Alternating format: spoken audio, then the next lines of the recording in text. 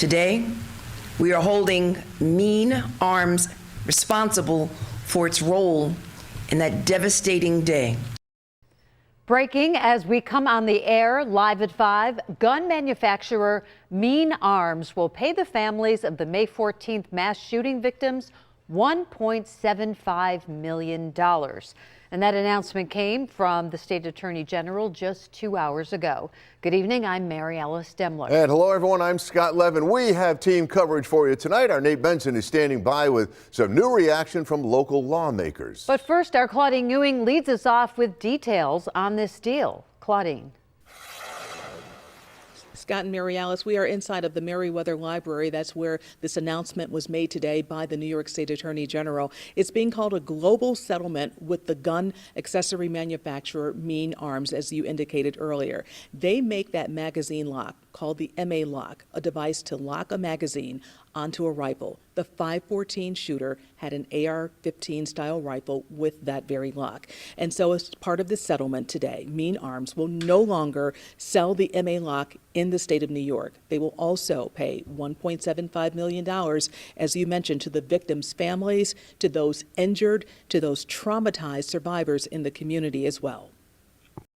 As part of today's settlement, Mean Arms must permanently stop selling this device in New York.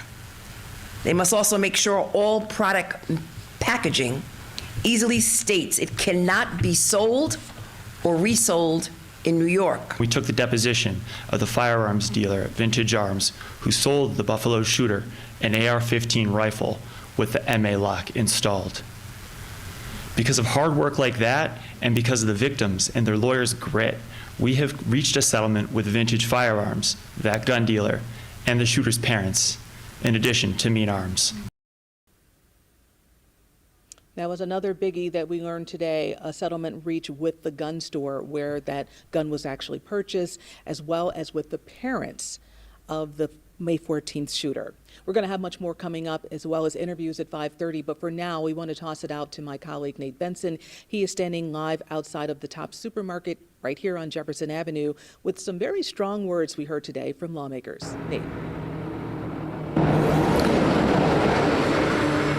Yeah, hey there, Claudine. Certainly an emotional day for everyone involved. We talked to several of the families of the victims of the racially motivated shooting 4 years ago, just behind me here at the top. So you can see the memorial that was built after that shooting behind me as well. And while this is a legal victory for the Attorney General's office and lawmakers, the family says, that I spoke to, that, certainly they're not getting closure from today's announcement, but it does help in their fight for, some of the issues that they're going to be fighting for in the future. But lawmakers have been actively pursuing the Attorney General's office to stay on top of this issue. The Attorney General highlighted that Council Majority Leader Lita Halton Pope was constantly calling and pushing her office to keep the issues that caused this shooting top of mind for her, and of course the legal team that works for the Attorney General's office. Here's what the Majority Leader had to say after the Attorney General made her announcement about these settlements.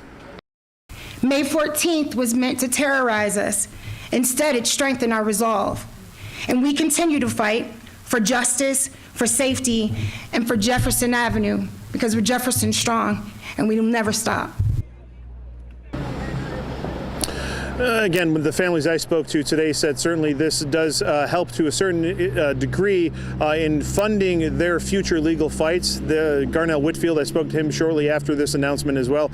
He says the next step is pursuing more action in Congress to make changes not only to federal gun laws, but of course social media companies need to be held accountable for this, because a lot of this played out on social media as well. Coming up at 6 o'clock, we're going to talk to some of those families that were there today during the Attorney General's announcement. Live and on your side outside the Tops on Jefferson, Nate Benson, Channel 2 News.